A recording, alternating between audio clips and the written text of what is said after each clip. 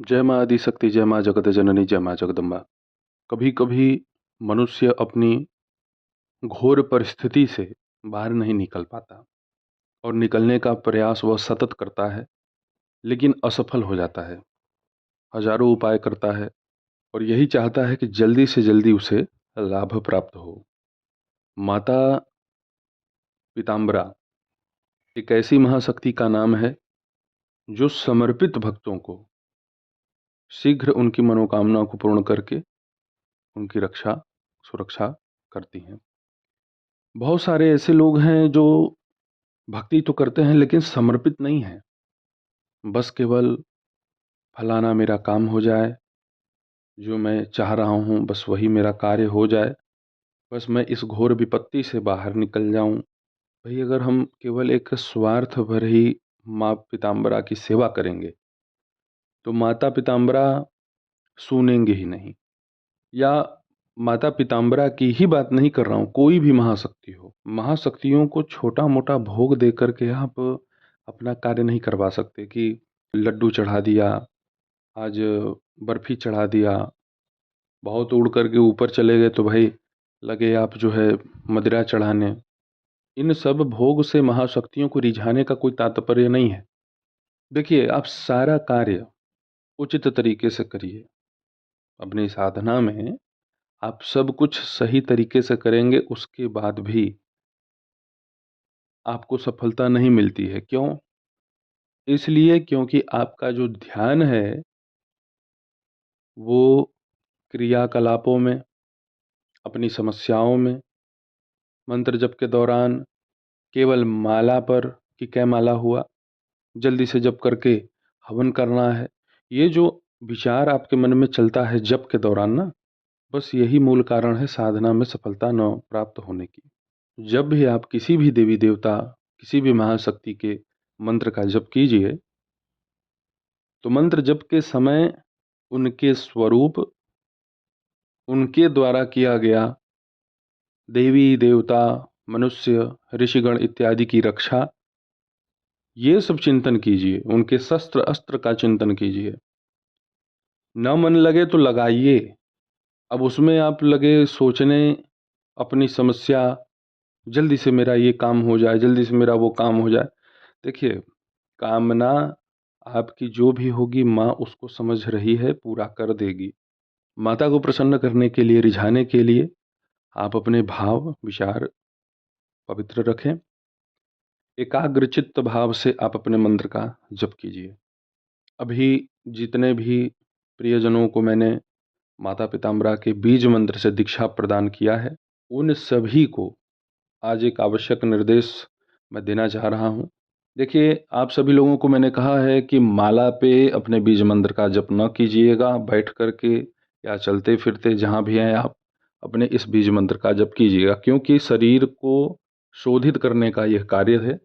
जब आपको ऐसा प्रतीत हो कि अब मुझे क्रिया बदल लेनी चाहिए, तो इसे आप इसी मंत्र को बैठ करके घी का एक दीपक जला करके, पीले वस्त्र पहन करके, माता को किशमिश का भोग लगा करके, जल का पात्र भी उनके समीप रख दें। ईशान कोण की तरफ अपना मुख कर लीजिए, पूर्व उत्तर का जो कोण है, और माता पिताम्बरा के बीज मंत्र का, जिससे आपने दीक्षा प्राप्त किया है, उसका मानसिक, वाचिक और उपांशु नहीं, मानसिक जप, जिसमें आपका ना होंठ हिले न जिह्वा हिले, मन एकाग्रचित्त कीजिए। मन पहले नहीं लगेगा, इसके लिए विचलित होने की आवश्यकता नहीं है, सतत अभ्यास से ही होगा। जो मैं बतला रहा हूँ उसको ध्यानपूर्वक समझ लीजिए।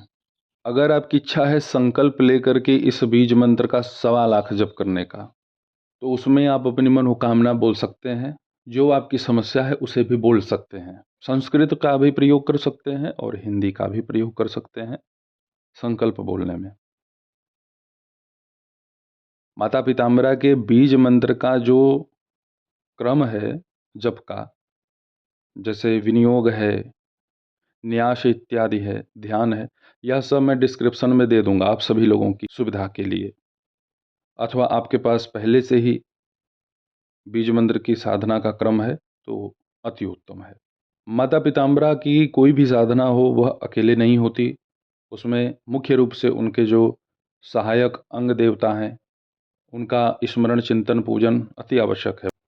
मंत्र इत्यादि करने में अगर आपको समय लगे कि भाई अब माता पिताम्बरा का मंत्र जपना है इतना ज़्यादा, तो फिर अब इनको हम कैसे उसमें व्यवस्थित करें, तो आप इसे ऑप्शनल भी कर सकते हैं।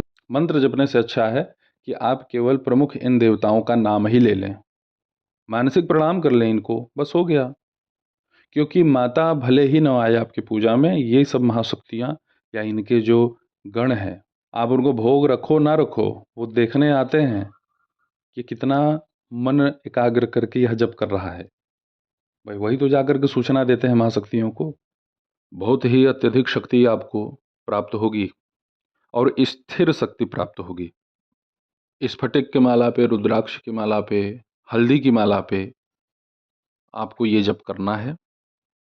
उस माला को जप करने के बाद पहन करके घूमना नहीं है, सुरक्षित, उसे कोई दूसरा न स्पर्श कर सके, इस भांति उसे कहीं सुरक्षित आपको रखना है।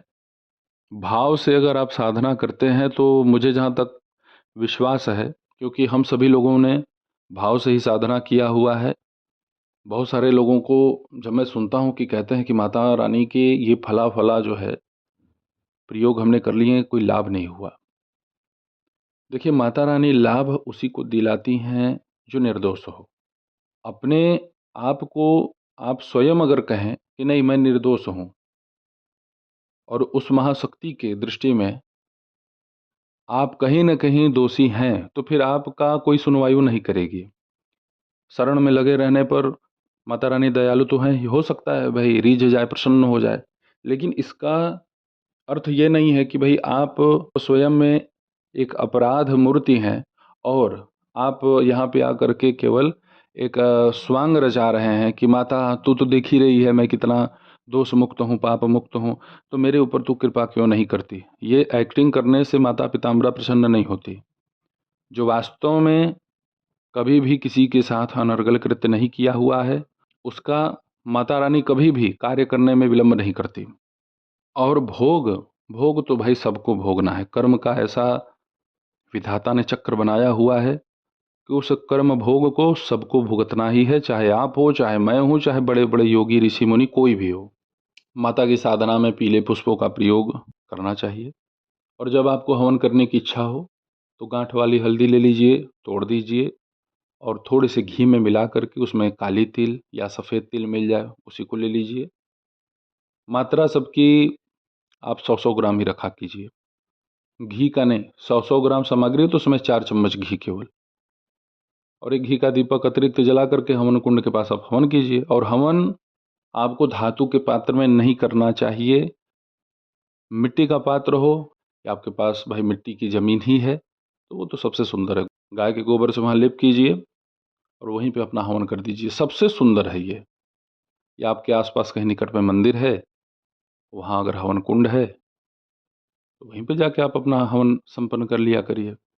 जैसी आपके पास समय सुविधा हो आप वैसा कीजिए, लेकिन धातु के पात्र में हवन न कीजिए। ऐसे ही आप सभी लोगों की सेवा में मैं उपस्थित होता रहूँगा। तब तक आप सभी अपना ध्यान रखें, सुखी रहें, स्वस्थ रहें। जय माता दी। हर हर महादेव।